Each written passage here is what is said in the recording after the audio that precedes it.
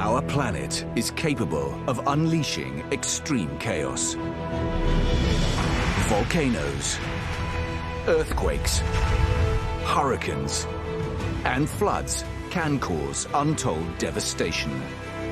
We may think we've seen the worst Mother Nature can throw at us, but scientists struggling to understand these disasters are discovering evidence that far more extreme events have struck in the past.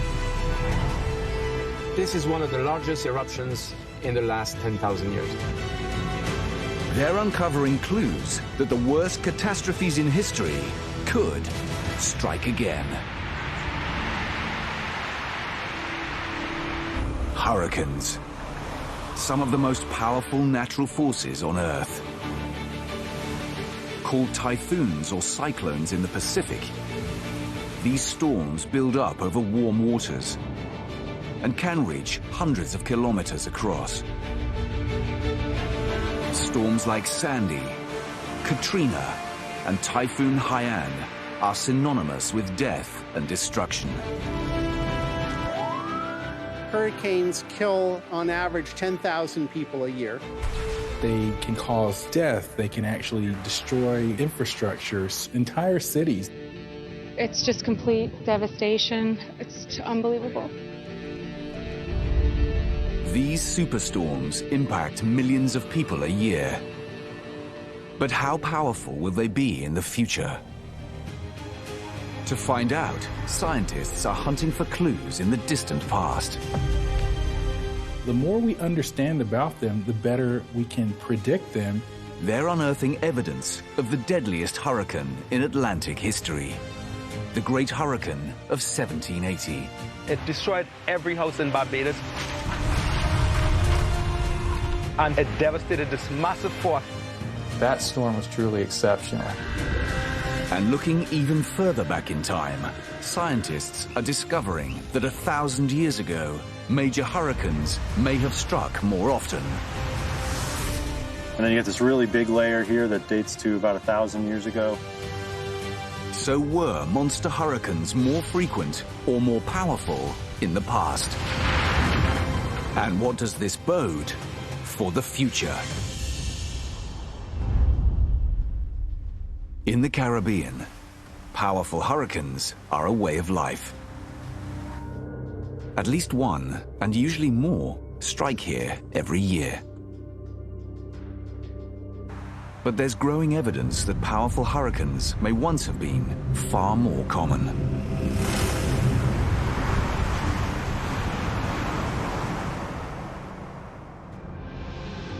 Wayne Neely, a meteorologist and historian, has come to the National Archives on the island of Barbados, the most easterly of all the Caribbean islands.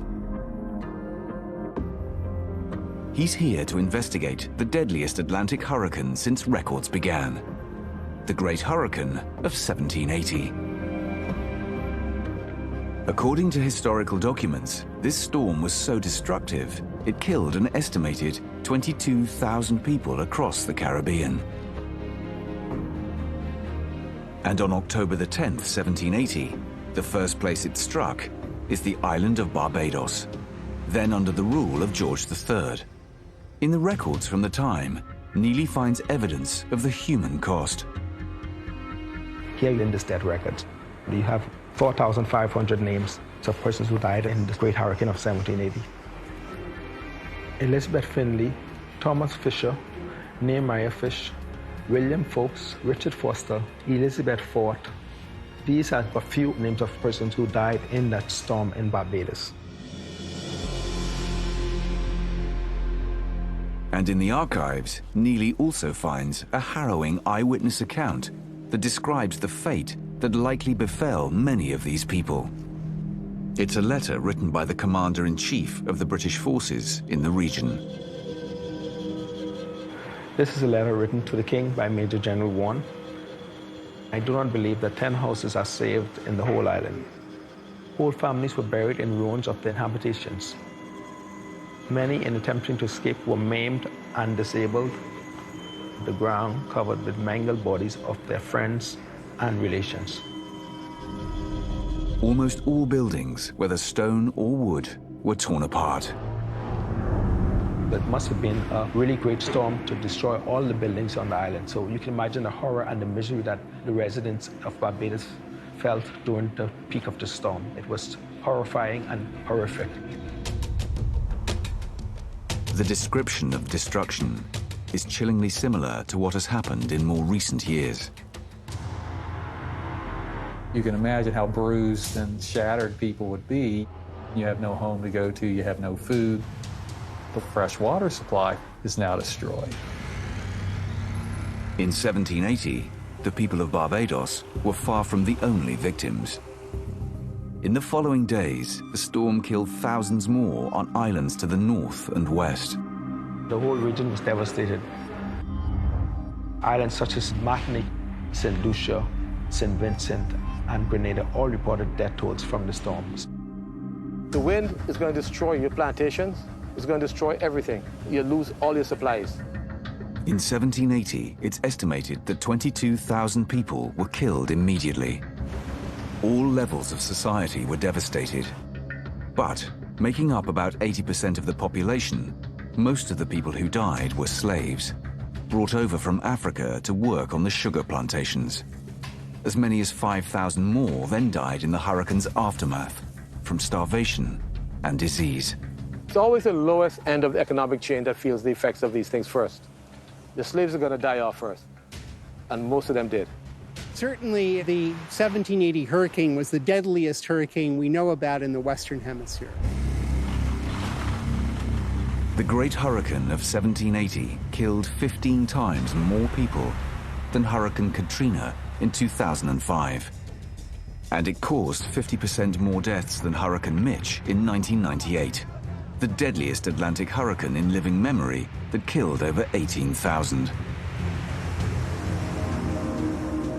So what makes these killer storms so deadly?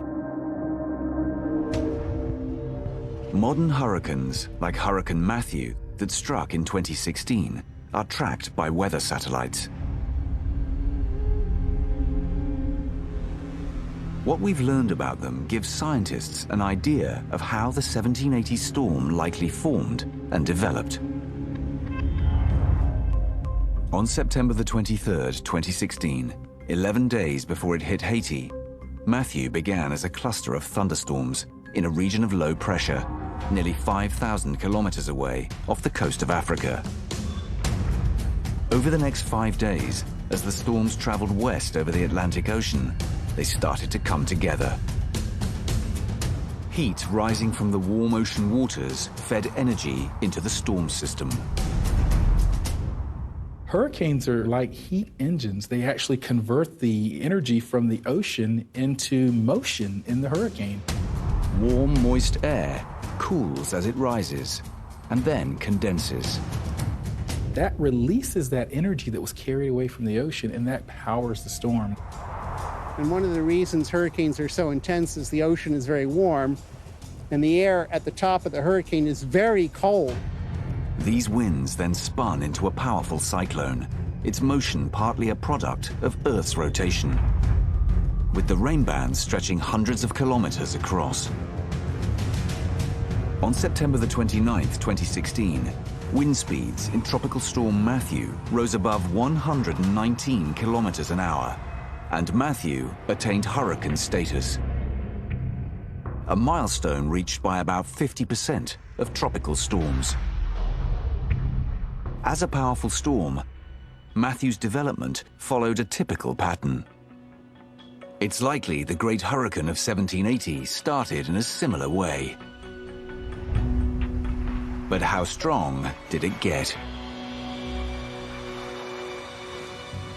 Historians are able to piece together some details of the storm's strength, thanks in large part to ships' records kept by competing naval powers.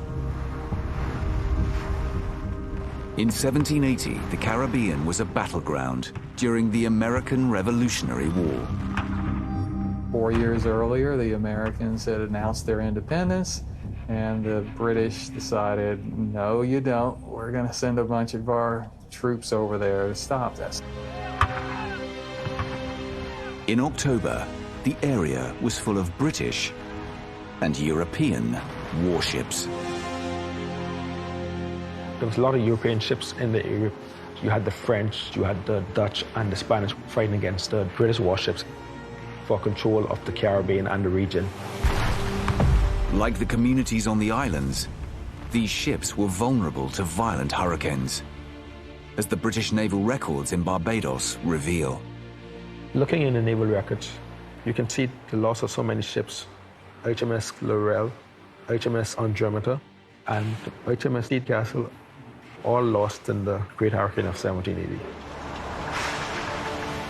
The fate of HMS Deal Castle is depicted in paintings from the period. And historical documents reveal that thousands of sailors from all sides perished at sea. So given its devastating scale, was the Great Hurricane of 1780 more powerful than more recent killer storms? We just don't know whether it was a uniquely powerful hurricane or whether it was just an ordinarily powerful hurricane that took a very destructive path.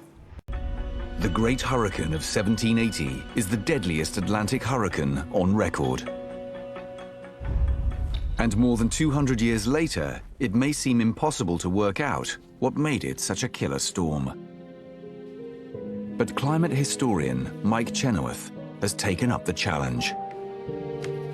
He's scouring old ships' logs, hunting for hidden clues. And he's uncovered an entry from October the 9th, the day before the hurricane struck Barbados. One thing I found in doing the research was the first detection of the hurricane by the Spanish frigate Diana. This is the earliest account of a ship encountering the Great Hurricane. And so they were about 300 miles east of the island of Trinidad, off to the southeast of Barbados, at 10 degrees of latitude. There bore down upon us a violent hurricane, which lasted 48 hours without intermission. The wind ran the entire compass with violent gusts, and the frigate moved heavily in the swells. So several days ahead of reaching Barbados had already become a hurricane. But to quantify the strength of the hurricane, Mike faces a major problem. In 1780, there were no instruments for measuring the actual speed of the wind. The only clues are time of day, wind direction, and estimates of wind intensity. Chenoweth continues with logs dated to October the 10th. So this is at 6 in the morning. The hurricane has just finished devastating the island of Barbados. Everything is a complete wreck now. This ship plot here is for HMS Albemarle off the west coast of the island of Barbados. They have a hurricane blowing from the south on this map. That's the approximate center of the hurricane at this point in time. And then we have other ships off the coast of St. Lucia reporting northeast winds, and another ship approaching Martinique with an east-northeast wind. Chenoweth draws together records from all the ships and plots the position of the storm in 6-hour intervals. In this way, he tracks the storm as it moved across the Caribbean. So from the 11th to the 15th, the storm is out in the eastern Caribbean, stirring up the water with this huge wind field that just continues to batter the islands all in the region. For 9 days, the Great Hurricane ravaged the Caribbean before passing into the North Atlantic. And Chenoweth spots two features that made this storm so destructive. First, with hurricane-force winds extending up to 120 kilometers out from the hurricane's eye, the storm was vast for the region. 75 miles is about triple what we usually see for strong hurricanes in that area. The gale force winds extending out 220 miles to the north. That means the extent of hurricane-force winds was nearly twice that of Hurricane Matthew in 2016. There's no doubt this is the biggest diameter storm in that part of the tropical Atlantic that we've ever seen. Second, the storm moved forwards unusually slowly, ravaging Barbados for 8 hours. Because the storm was moving slower than average, it just had more opportunity to keep knocking more buildings down. You got thousands of people dead. From the ship's logs, Mike Chenoweth is building up a more accurate picture of the path and size of the 1780 megastorm. But the logs can't answer the most pressing question. How powerful was this storm by comparison with hurricanes today? To answer this question, scientists are trying to understand how different conditions contribute to creating monster hurricanes. You have a complex web of conditions that have to come together perfectly to produce this intensifying storm, and that's really a challenge. Scientists agree there are 3 key ingredients for the perfect storm. First, for a hurricane to grow in strength and power, there needs to be a layer of warm water reaching down to at least 60 meters. If not, a hurricane will rapidly weaken. Hurricanes churn up cold water from beneath the warm water on the surface. So they cool the surface. It's like throwing cold water on a fire. Second, crosswinds near the top of the hurricane, called wind shear, can't be too strong, or they disrupt the formation of the storm. That tends to blow dry air into the core of a hurricane. That also is like throwing cold water on the fire. And third, hurricanes need moisture throughout the atmosphere. If all these conditions come together, wind speeds within the eye wall of the hurricane can rapidly rise. They become the most powerful storms on the planet. On a scale of 1 to 5, a major hurricane is a Category 3 storm or above, with wind speeds of 178 kilometers an hour or greater. You could probably go outside and walk around in 75-mile-an-hour winds. I wouldn't recommend it. There's going to be things flying through the air. If it was a Cat 3 or 4 hurricane, you're not even going to be able to walk or stand. Category 5 storms are the most powerful hurricanes of all, with wind speeds over 252 kilometers an hour. There are very few structures, boats, buildings, cars, that can withstand the force of a Category 5 hurricane. As wind speeds increase, their destructive power grows even faster. It's not a sort of a linear change, it's actually exponential. So the wind is able to do a lot more work. If you double the wind speed, you increase the destruction by at least a factor of 8. So a Category 5 hurricane is at least 8 times more destructive than a Category 1. And recent history reveals the destructive power of these extreme Category 5 storms. In 1992, Hurricane Andrew slammed Florida's coastline with wind speeds of 265 kilometers an hour, causing $25 billion worth of damage. In 1969, Camille blasted Mississippi, flattening hundreds of kilometers of coastline. And in 1935, the most intense hurricane ever to hit the United States, the Great Labor Day Hurricane, ripped through the Florida Keys, killing over 400 people.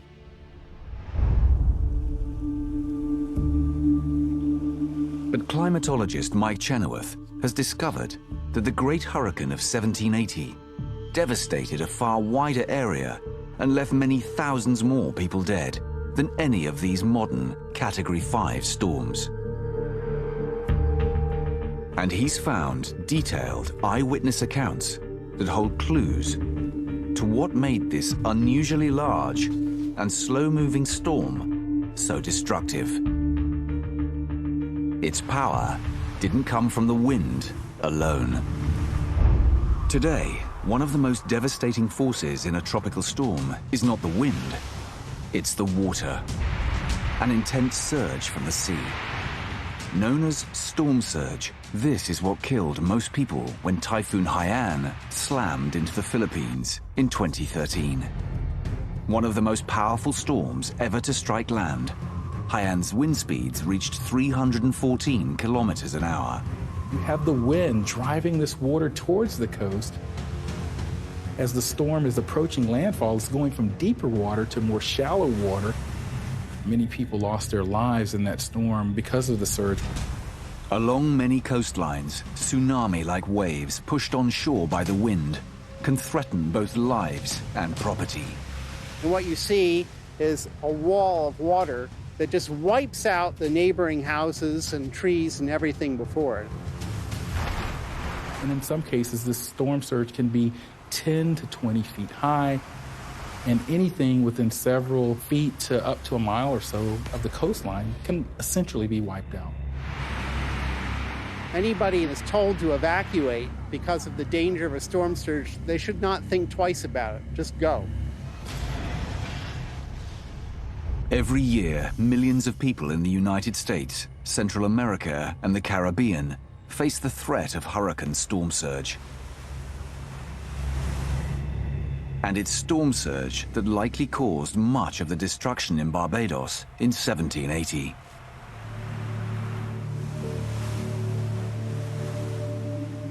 Suddenly, these massive storm surges came, which carry this incredible force with them, and devastated the city.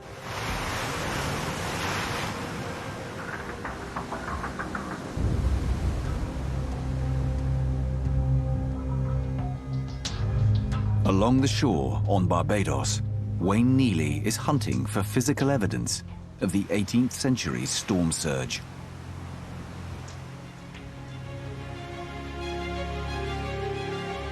This is Fort Charles, just outside the capital, Bridgetown.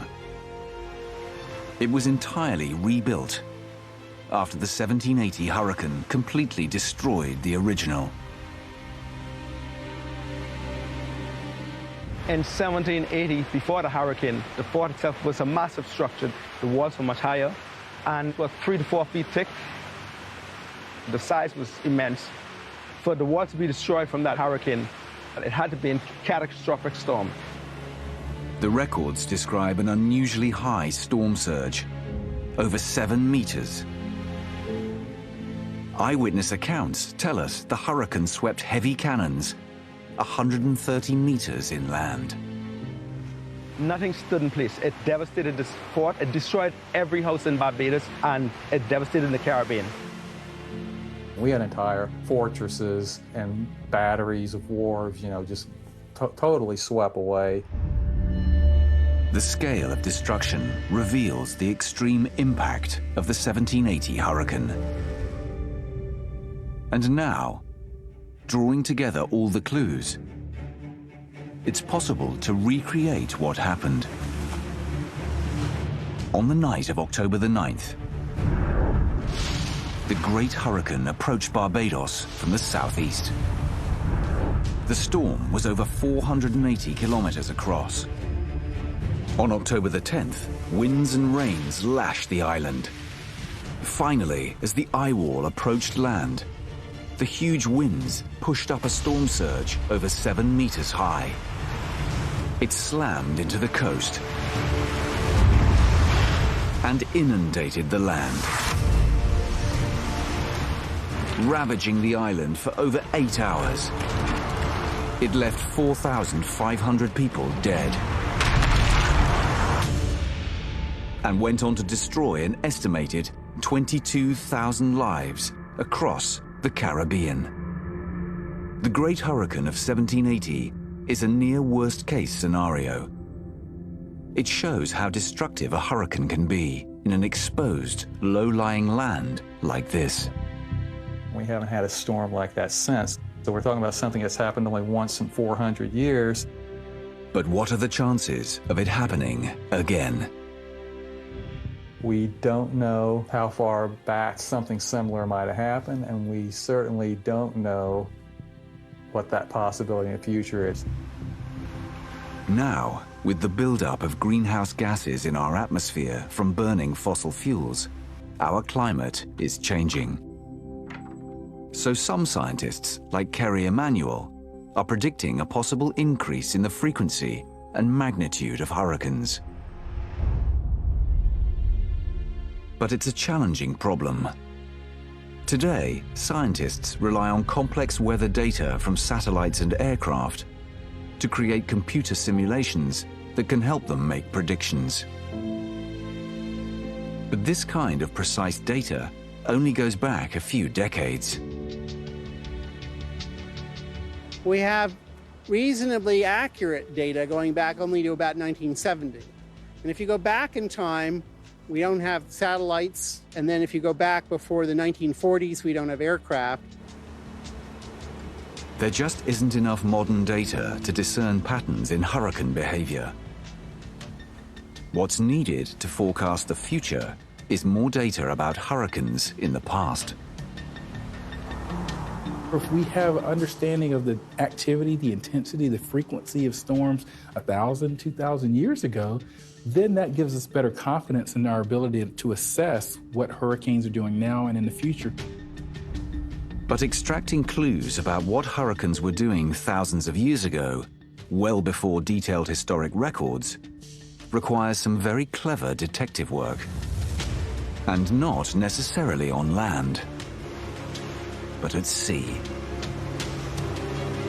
Oceanographer Jeff Donnelly is looking for evidence of ancient hurricanes on the sea floor.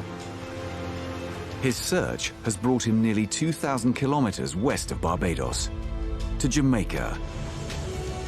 This is Discovery Bay, on the northern coast. Donnelly and his team want to expand our understanding of hurricanes by exploring the deep past. We're looking into the sediments to sort of find these long-term records, to extend our knowledge back thousands of years. The team focuses on one part of the bay next to a reef, too shallow for the research vessel Atlantis. The only way to get there is by building a raft and towing it out to position. Their target, a blue hole. A natural sinkhole created in the limestone rock. Donnelly is interested in the sediments trapped at the bottom of this hole. The blue hole is really a good recorder of hurricanes, so it's sort of a nice time capsule. The sediment can go in, but it never can come back out. On calm days, fine-grained silt and sand drift into the hole and accumulate over time. But the violent force of a major hurricane propels a different kind of debris into the hole. When a hurricane will hit, you'll get really strong winds, big waves, storm surge. That all sort of comes up over the reef here, and there are really strong currents associated with that that will tear up pieces of coral and transport sand into the blue hole.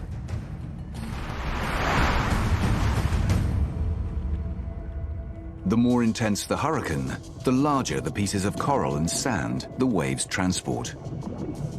And over thousands of years, this sediment builds up as layers inside the blue hole. The deeper the layers are, the further back in time they were laid down.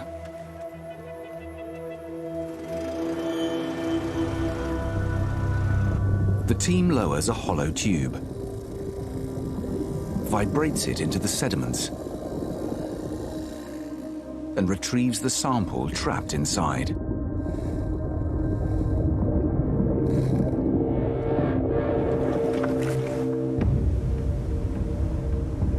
Back on board Atlantis, Jeff Donnelly cuts into the core. So we basically can start at the top. You know, this might be what's depositing today, and then you go back further in time as you go down the core. It's mostly fine, silty sand, but there's one sediment layer that's different. When you get down to the bottom, this interval here, and there's really big bits of shell and coral fragments in there. Washing and sieving the sample reveals larger pieces of coral mixed up in the sand. It's quite coarse compared to the rest of the core. So this was all that material that was ripped up and washed into this basin. To Donnelly, the coarseness of the sediments is clear evidence of powerful waves, most likely driven by a major hurricane, striking here sometime in the past. You'd have to have quite a high-energy event to be moving this kind of sediment from the barrier reef into that blue hole. 15-foot waves at something like an intense hurricane strike. By retrieving organic materials washed in with the storm, like twigs and leaves that contain carbon, Donnelly is able to radiocarbon date these coarser layers. It will take months to know for sure when this hurricane struck. But he's finding that hurricane layers from other cores date far back in time, long before historic records began. At present, we've been able to go back about 2,000 years at most sites. Every time we find a layer that dates to before 1600, 1700 AD, we're finding an event that we never knew occurred. By plotting the dates of major hurricanes back 1,400 years into the past, Donnelly sees a pattern emerge. For the first 700 years, it appears powerful hurricanes were more frequent than today. They're not necessarily any more intense than the ones we've experienced today. They just occurred much more frequently. Then, over the next 700 years, the record shows a marked decrease. And then suddenly it shuts down. The Great Hurricane of 1780 falls in the period when there appears to have been far fewer major hurricanes, making it somewhat of a mystery.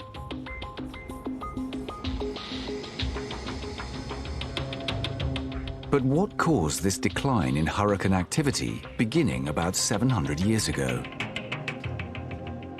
Donnelly suspects it might have something to do with trends in sea surface temperature.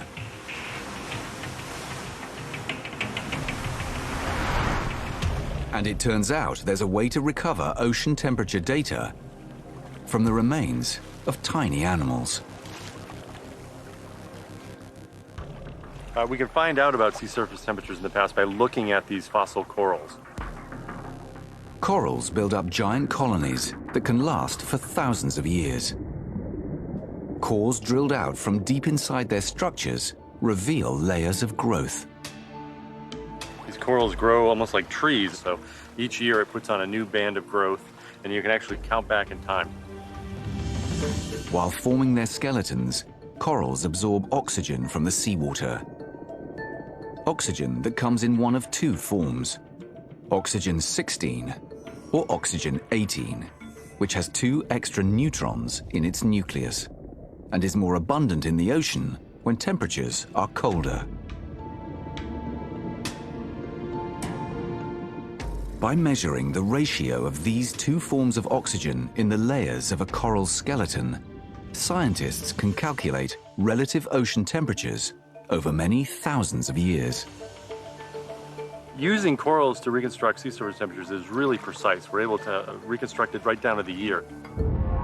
Plotting sea surface temperature for the Caribbean over the last 1,400 years also reveals a trend. The first 700 years look generally warmer than the next 700 years.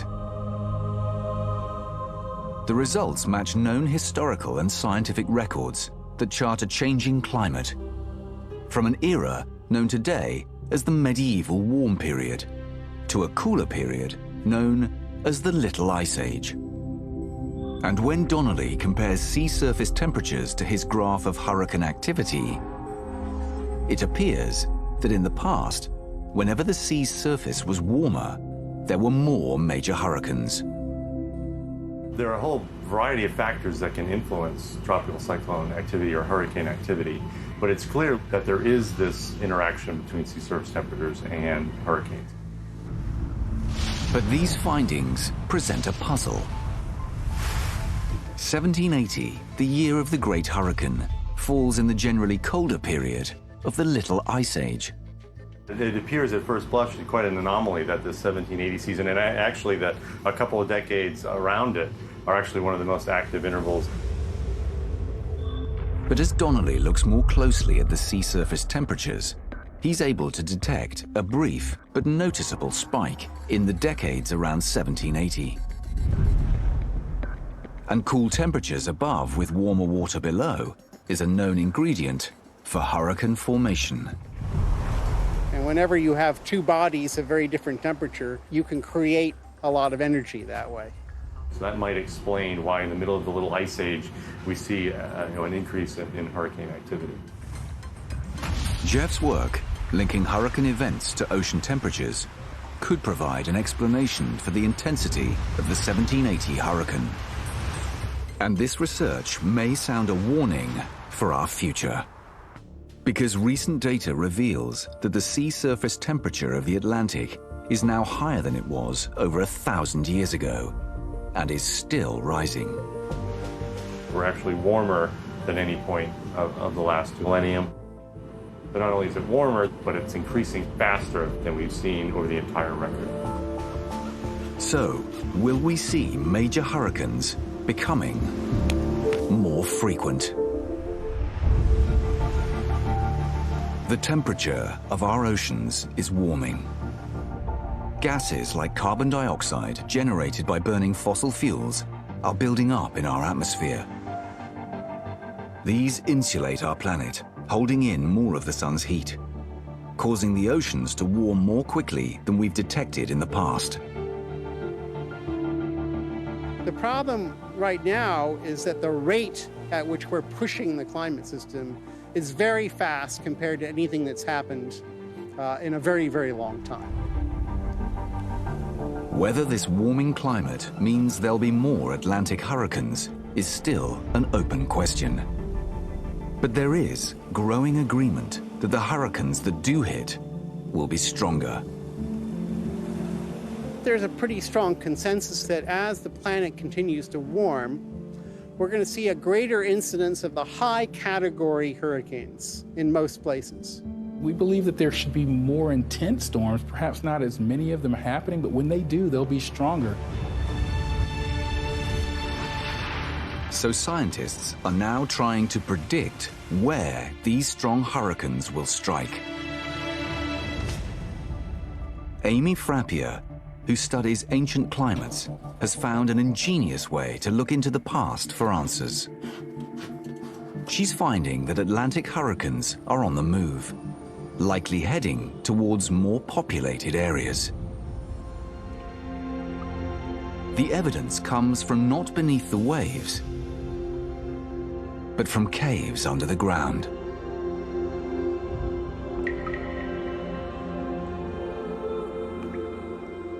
Locked inside stalagmites like these are the chemical traces of hurricanes from thousands of years ago.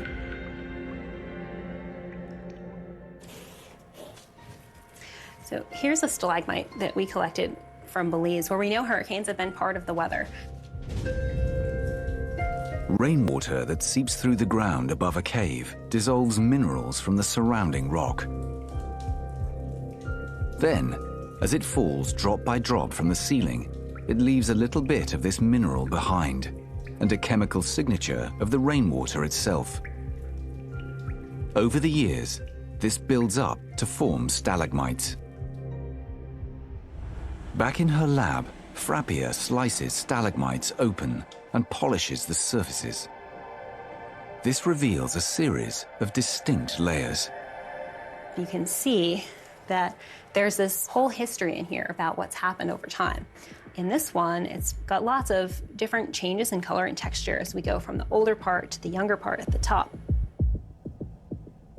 Hunting for the chemical traces of a hurricane in these layers is possible, because rain from hurricanes is chemically different from rain during ordinary storms. Again, a result of the difference between oxygen-16 and oxygen-18, which has 2 extra neutrons in its nucleus. In an ordinary storm, raindrops evaporate slightly as they fall. The lighter oxygen-16 evaporates more readily, leaving behind more of the heavier oxygen-18 in the rain.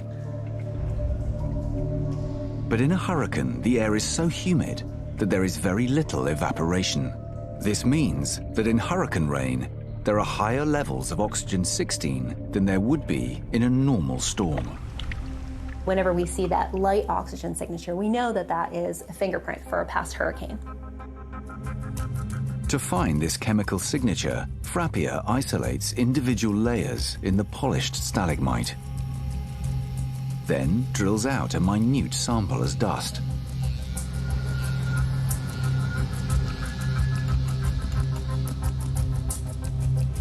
A mass spectrometer can read out the chemical traces locked inside the dust, and it reveals which layers are richer in light oxygen, the signature of hurricane rain.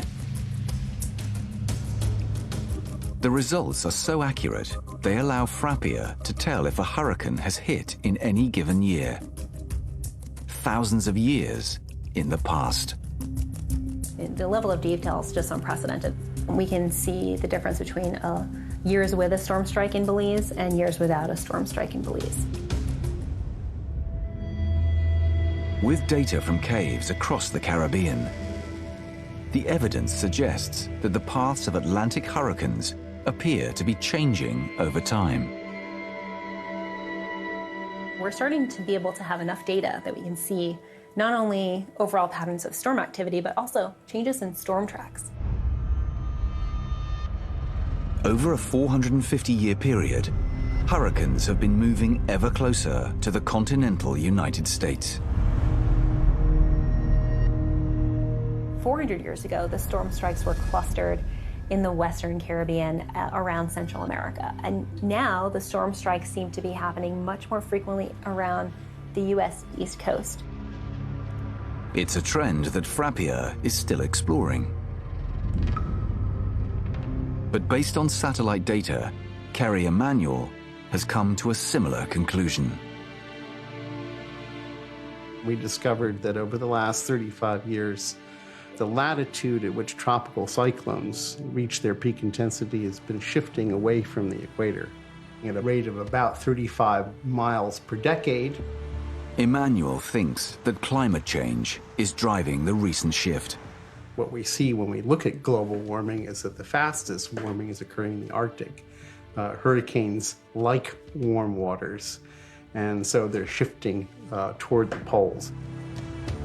In just 30 years, that's over 160 kilometers closer to densely populated areas of the United States, the eastern seaboard. The last major storm to hit the northeast coast was Megastorm Sandy in October 2012. After leaving a trail of destruction in the Caribbean, Sandy approached the New York, New Jersey coastline. Though most of the Atlantic is cold this far north, Sandy fed off a current of warm water that kept it alive, the Gulf Stream. By the time Sandy struck on October the 29th, it had been downgraded from a Category 2 hurricane to a Category 1 storm. But as Sandy combined with another North Atlantic storm system, it hit with catastrophic impact. A 4-meter storm surge raced into New York City, flooding streets, tunnels, and subways, and shorted out electrical transmission lines. Across New York and New Jersey, the storm left 60 people dead, damaged 650,000 homes, and caused over $70 billion in damage. It's just complete devastation, and my parents have lived here for 40 years, and it's unbelievable. Superstorm Sandy was massively large and hit a densely populated area. Its powerful storm surge did most of the damage, but its winds were not especially strong. I think many people will be surprised to know that Hurricane Sandy, at the time it was impacting New York and New Jersey, was not considered a major hurricane. Imagine if it had been a Category 3 or higher. It has happened before. The strongest recorded hurricane to strike this coast hit nearly 200 years ago. It's known in historical records as the 1821 Norfolk Long Island hurricane, and is now thought to have been a Category 4 storm, many times more intense than Sandy. Experts estimate that if this storm struck today, it would cause over $100 billion of damage.